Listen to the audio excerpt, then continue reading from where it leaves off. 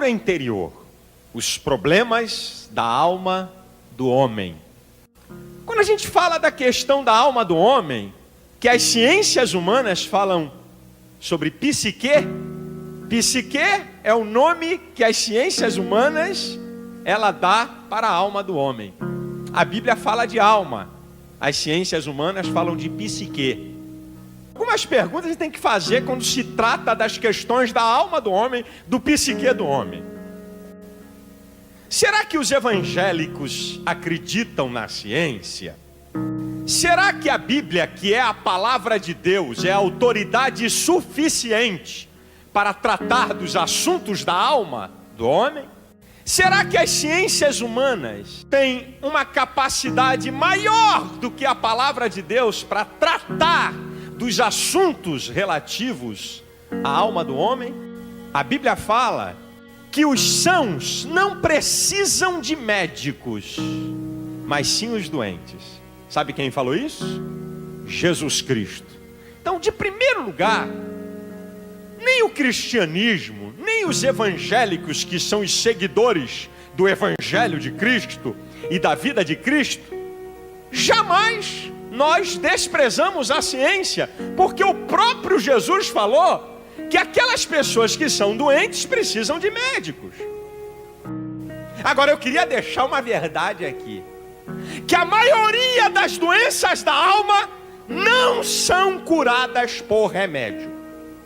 Essa é uma verdade. A maioria das doenças da alma, a maioria até das depressões, a maioria de qualquer doença que envolve a alma do homem, os sentimentos do homem, as emoções do homem, não se cura com remédio.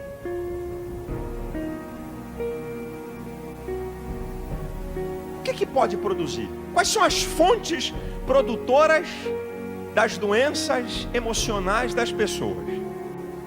Eu escolhi aqui algumas que eu considero as mais importantes entre tantas. Bem, número 1, não pode deixar de ser a família.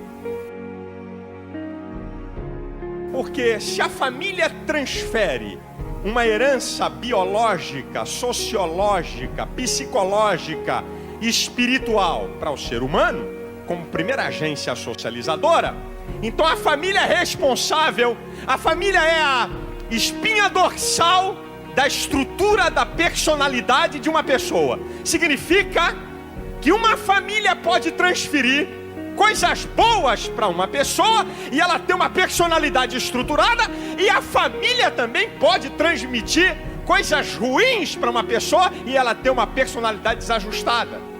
Tudo isso pode contribuir para que uma pessoa mais tarde ela vai ter graves problemas emocionais, porque a família transmite essa herança em primeiro lugar.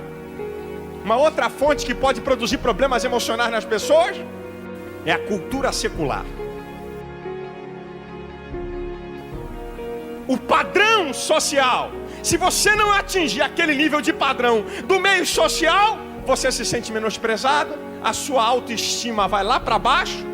Se você não conseguir um certo salário, não conquistar uma certa coisa na vida, não ter um certo carro, não ter uma certa posição, não se vestir de uma certa maneira, aquele padrão da cultura secular, você se vê abaixo daquele padrão, e isso pode trazer problemas emocionais graves para as pessoas, porque elas se sentem menosprezadas, elas se sentem inferiorizadas daquele padrão que a sociedade coloca.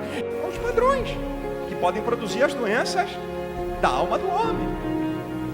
Um outro ingrediente que pode levar a pessoa a ficar com doenças na sua alma é a religião legalista sem graça, que impõe ao homem a obediência cega a regras, e se você desobedecer uma regra, bau para você, já era. Eu não posso errar, eu tenho que obedecer. E também, se você não conseguir atingir um padrão de perfeição, tu não está com nada. Então a pessoa vive naquela ansiedade para atingir aquele padrão, porque aquela religião legalista, sem amor, sem graça, impõe a ele, e isso pode gerar doenças na alma do homem. Lá em Lamentações 3,39 diz assim: do que se queixa o homem, a não ser dos seus próprios pecados? Porque se a gente disser que as pessoas têm doenças da alma por causa da família, da cultura secular e da religião, a gente exime o homem de responsabilidade. Mas nós somos seres dotados de inteligência, de vontade própria, de sentimentos, de livre-arbítrio. Então, o homem também é responsável quando ele faz escolhas erradas, quando ele toma posições erradas.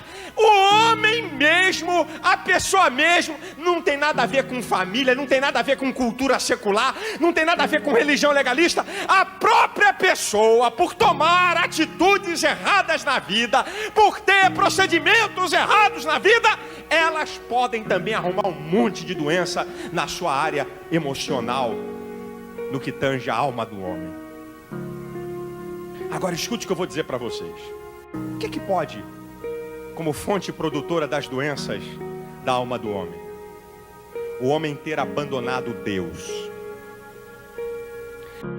A Bíblia fala em Romanos 1:28, como não se importaram em ter conhecimento de Deus, Deus os entregou a um sentimento perverso para fazerem coisas que não convêm. Olha que coisa tremenda isso aí. O homem hoje vive aquela deidade do homem. O homem é Deus, o homem pode tudo, o homem faz tudo. Que Deus absoluto o quê? Tudo é relativizado. Cada vez que o homem despreza a Deus, aí Deus também entrega ao homem a seus sentimentos perversos. Sentimentos, alma. Sentimentos, uma faculdade da alma. Há sentimentos perversos, com certeza vai gerar um monte de doença. Agora, meu amado, para os meus amados cristãos que estão aqui, sabe quais são as duas principais causas de cristãos estarem com doenças emocionais? Eu vou dizer para os senhores aqui.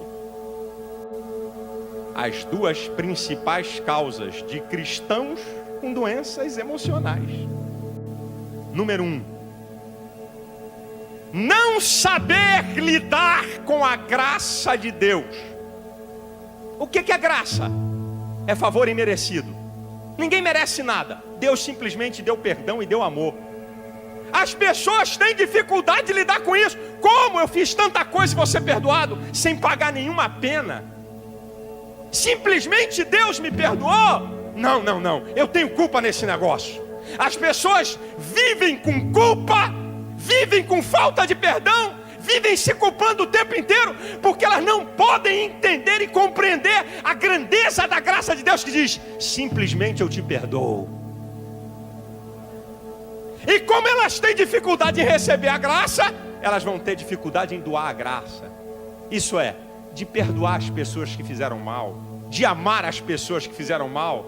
Ela não sabe nem receber e ela não sabe nem doar, porque ela também, na cabeça dela, é o seguinte: esse camarada aí me fez mal, ele também tem que pagar uma pena, porque eu acho que eu tenho que pagar uma pena, que Deus não pode me perdoar assim, então esse que também me fez mal vai ter que pagar alguma coisa. As pessoas, muitas vezes na igreja, não entendem e não compreendem a grandeza, a profundidade, a magnitude da maravilhosa graça de Deus sobre nós. E como elas não entendem isso, também não sabem doar isso. Aí ficam amarguradas, ficam com o coração cheio de amarguras, com o coração ferido, com sentimentos maus em relação àquelas pessoas que na sua história de vida as machucou. As pessoas não sabem vivenciar a graça com seus sentimentos de perdão, de amor, de renúncia e de tolerância. Não sabem vivenciar a graça no seu dia a dia. Não sabem nem receber, nem tão pouco doar. Problemas na alma. Pessoas amarguradas. Pessoas com baixo autoestima. Pessoas complexadas. Pessoas inferiorizadas dentro da igreja. A questão não é o cristianismo, a questão não é Jesus, a questão são elas próprias que não sabem lidar com isso. E sabe qual é o segundo motivo? Que tem levado muita gente, muitos cristãos a ficarem com doenças emocionais? a tentativa de espiritualizar tudo. Uma pseudo-espiritualização. Gente que tem comportamento como se não fosse humano. Gente que não chora. Gente que não fica triste nunca. E gente que quer apresentar uma coisa que é mentira. O filho morreu. Glória a Deus, meu filho morreu. Aleluia. Que isso, rapaz? Não, porque eu sou crente, eu não posso ficar triste. Porque o crente não fica triste. Eu não posso ficar de cabeça baixa. Eu não fui feito para ser cauda, mas para ser cabeça. Eu tenho que ser vitorioso em tudo. Não! Você é ser humano. Você tem direito a vivenciar os momentos maus. Você tem direito a ficar triste. Porque mesmo você sendo crente em Jesus, você não deixou de ser uma pessoa humana que tem defeitos e limitações. E muita gente tem uma pseudo-espiritualização de que pensa que ele é mais santo do que todo mundo, que ele é anjo e tal. E aí ele coloca uma camisa de força em volta do problema, mas o problema está lá, a ferida está lá. E ele não move aquilo. E a ferida vai aumentando, porque ela não foi curada, ela não foi tratada. E daqui a pouco, o cara vai para onde?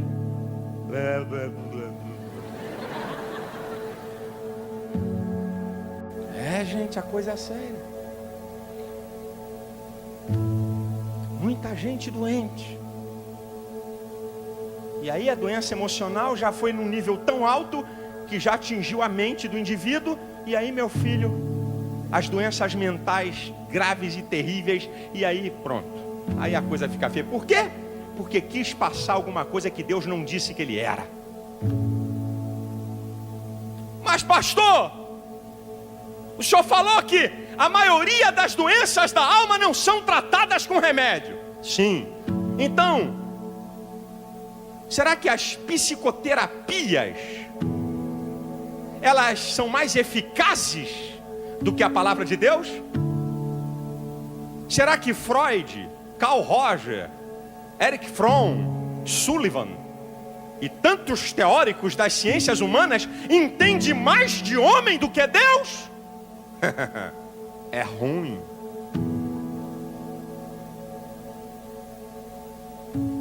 Será que todas as correntes das ciências humanas, todos esses teóricos, eles entendem mais do homem do que Deus? Não. Existe um princípio. Eu gosto de falar isso muitas vezes. Quem cria, estabelece a norma.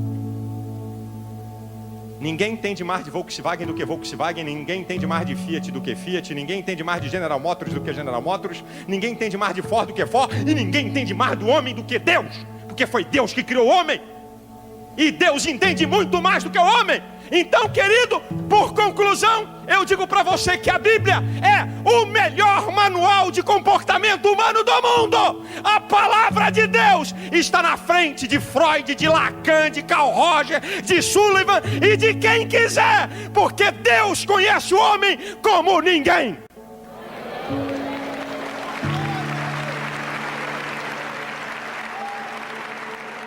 Bom, pastor, o senhor falou que a maioria das doenças da alma não são curadas com remédio. Por favor, dá a receita então. Eu vou dar a receita para você. A receita é a palavra de Deus. Eu vou dar a receita da palavra. Se aqui está o melhor manual de comportamento humano do mundo, porque Deus criou o homem, ele entende mais de homem do que todas essas feras das ciências humanas. Então, nós temos as respostas para a cura interior, através da palavra de Deus. Para começar, a própria palavra, porque a palavra de Deus, ela é um santo remédio para os problemas da alma. A gente começa pela própria palavra. Hebreus 4:12. A palavra de Deus é viva e eficaz, mais penetrante que espada alguma de 2 gumes. Penetra até a divisão da alma e do espírito, das juntas e das medulas. É apta para discernir os pensamentos e as intenções do coração. Aqui está a chave, porque a palavra de Deus é um santo remédio. Sabe por quê? Porque a palavra de Deus desnuda o homem. A palavra de Deus bota o que está dentro para fora. Quando você lê a palavra de Deus, A palavra de Deus penetra onde Freud desejaria profundamente penetrar. Lá na divisão da alma e do espírito, a parte mais profundíssima do ser, que nenhum terapeuta consegue saber onde é que é, nenhum homem, nenhum intelectual desse, mas Deus sabe até onde é. E aí Deus traz aquilo que está lá no profundo, mais profundo do que o meu inconsciente, e coloca na minha frente: aqui, meu filho, onde você tem que acertar.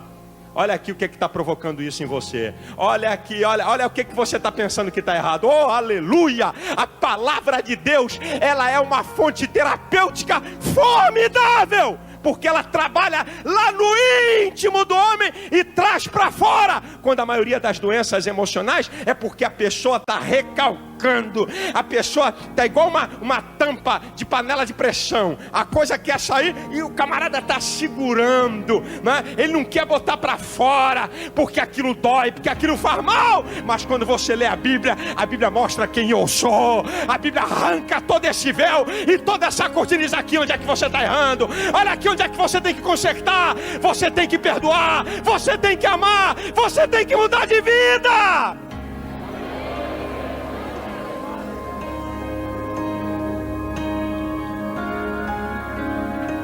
Sabe qual é a receita da Bíblia?